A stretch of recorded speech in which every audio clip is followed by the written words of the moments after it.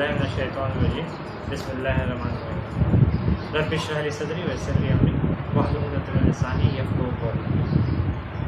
आज हम तजदीद व आयाए दीन की किताब जो कि मौलाना सैयद अबू आला मौदूदी रहमतुल्लाह अलैह ने लिखी थी, उसकी पहले बाब का जिक्र करेंगे, जिसमें ज़िंदगी के 4 नज़रिए बताए गए, जो कि 4 हैं। जाहिलियत खालिसा में इनमें से पहले नज़रिए को हम जाहिलियत खालिसा से ताबीर करते हैं, और इसका खुलासा ये है कि कायनात का ये सारा निज़ाम एक इत्तिफ़ाक़ी हंगामा ज़हूर में आ गया, जिसके पीछे कोई हिकमत, कोई मसलहत और कोई मकसद कार फरमा नहीं है, यूँ ही बन गया। इसका कोई खुदा नहीं। इंसान एक किस्म का जानवर है जो दूसरी चीज़ों की तरह शायद इत्तेफाकन यहाँ पैदा हो गया। हमें इससे बहस नहीं कि इससे किसने पैदा किया और किस लिए पैदा किया, हम तो सिर्फ इतना जानते हैं कि ये ज़मीन पर पाया जाता है। तो जो पहला जाहिलियत खालिसा है, उसका नज़रिया ये है कि इत्तिफाकन वजूद में आ गई है कायनात, इसका कोई खुदा नहीं है। इंसान एक किस्म का जानवर है जो दूसरी चीज़ों की तरह शायद इत्तिफाकन यहाँ पैदा हो गया है। हमें इससे बहस नहीं कि इसे किसने पैदा किया और किस लिए पैदा किया गया, हम तो सिर्फ इतना जानते हैं कि ज़मीन पर पाया जाता है। तो ये जाहिलियत खालिसा है। मज़ीद इसमें यह है कि इंसान से माफ़ूक कोई इल्म का मंबा और हिदायत का सरचश्मा मौजूद नहीं। इंसान से माफ़ूक कोई इल्म का मंबा और हिदायत का सरचश्मा मौजूद नहीं। इंसान बजाय खुद एक गैर जिम्मेदार हस्ती है, और अगर ये जवाब हो है और अगर ये जवाब दे भी है तो आप अपने ही सामने हैं, या फिर इस इक़्तिदार के सामने जो खुद इंसान ही में से पैदा होकर अफराद पर मुस्तवी हो चुका है।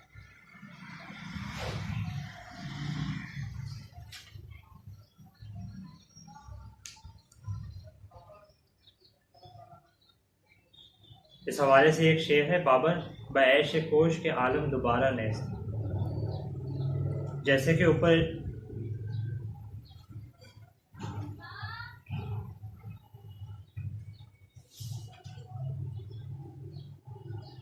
तो ये जो थी जाहिलियत खालिसा थी। इसके बाद हमारे पास जाहिलियत मुशरिकाना है, जो कि शिर्क से नाम से ही ज़ाहिर है कि इसमें शिर्क का जिक्र हो रहा हो। तो इसमें मैं आपको ये बताऊंगा कि और ना बे खुदावंद है मगर इसका एक खुदावंद नहीं बल्कि बहुत से खुदावंद, यानी कि एक अल्लाह नहीं, अल्लाह एक से ज़्यादा है। ये शुरुआत की जाहिलियतों में शामिल होता है, जो कि दूसरे नंबर पर आता है खालिसा के बाद। खालिसा जैसे हमने समझा कि कायनात का एक सारा निज़ाम इत्तिफाकन हंगामा वजूद में आ गया है। इंसान एक किस्म का जानवर है, ये ज़मीन पर पाया जाता है। अब हम जाहिलियत मुशरिकाना का जिक्र कर रहे हैं, और ना बेखुदावंद मगर इसका एक खुदावंद मास्टर नहीं बल्कि बहुत से खुदावंद।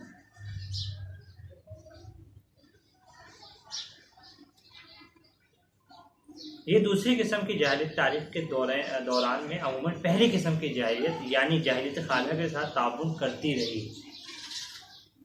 कदीम ज़माने में बाबिल, मिस्र, हिंदुस्तान, ईरान, यूनान, रोम वगैरह ममालिक के तमद्दुन में ये दोनों जाहिलियतें हम आगोश मतलब यकजा एक साथ थी। और मौजूदा ज़माने में जापान के तमद्दुन का भी यही हाल है। इस वक़्त के मुतअद्दिद असबाब हैं, जिनमें से चंद की तरफ मैं इशारा करूँगा।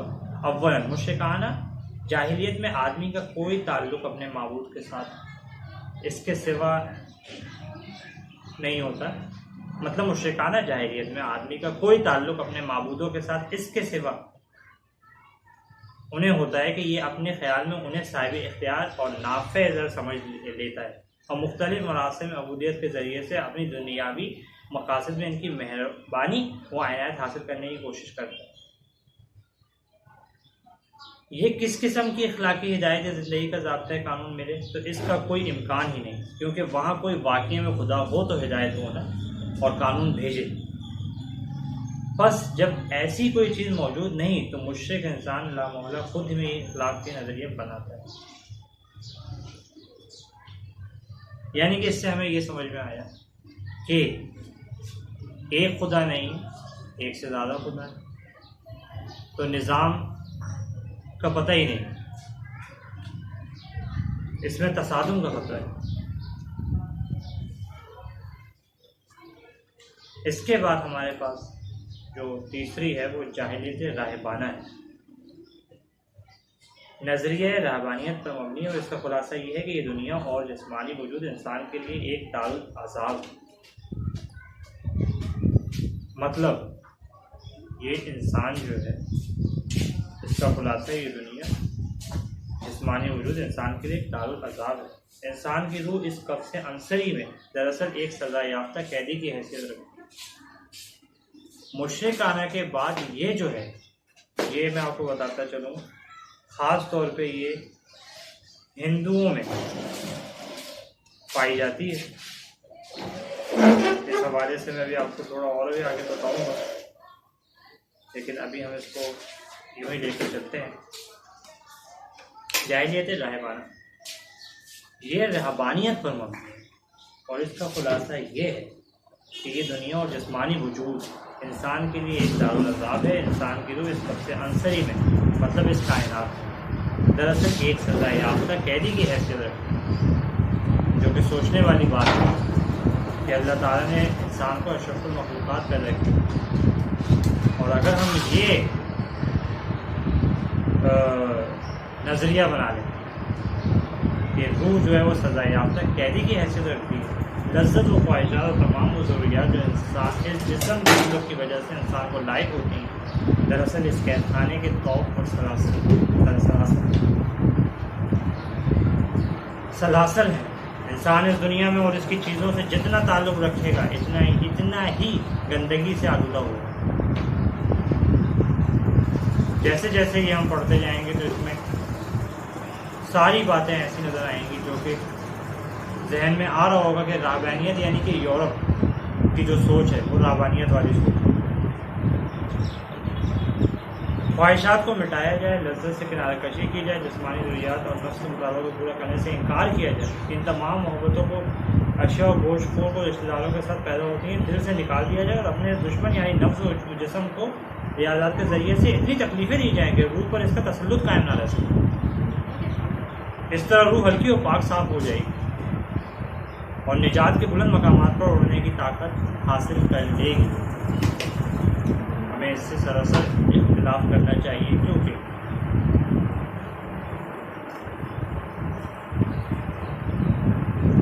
ये नज़रिया बजाय खुद गैर तमद्दुनी एंटी सोशल नज़रिया है, मगर तमद्दुन पर यह मुतअद्दिद तरीक़ों से असरअंदाज होता है। इसकी बुनियाद पर एक ख़ास किस्म का निज़ाम फ़लसफ़ा बनता है जिसकी मुख्तलिफ़ शक्लें वेदांतिज़्म, मानवियत, अशराफियत, मिस्री फ़लसफ़ा।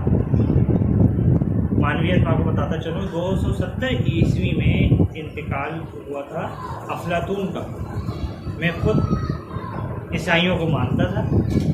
अफलातून जो था वो अशराफियत से वाबस्ता था। इंसानी जिस्म को तकलीफ दी जाए,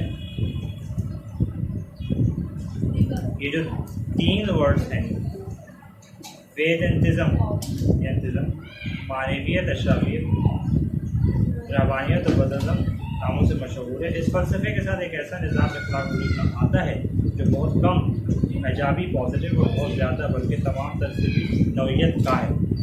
ये दोनों चीज़ें मिलजुल कर लिटरेचर, अकायद, अखलाकियात और अमली ज़िंदगी में नफूज़ करती हैं और जहाँ जहाँ इनके असरात पहुँचते हैं वहाँ अफ़ीन और तौक़ीन का काम करती हैं। अफ़ीन और तौक़ीन के काम जानते होंगे आप, अफ़ीन और तौक़ीन क्या चीज़।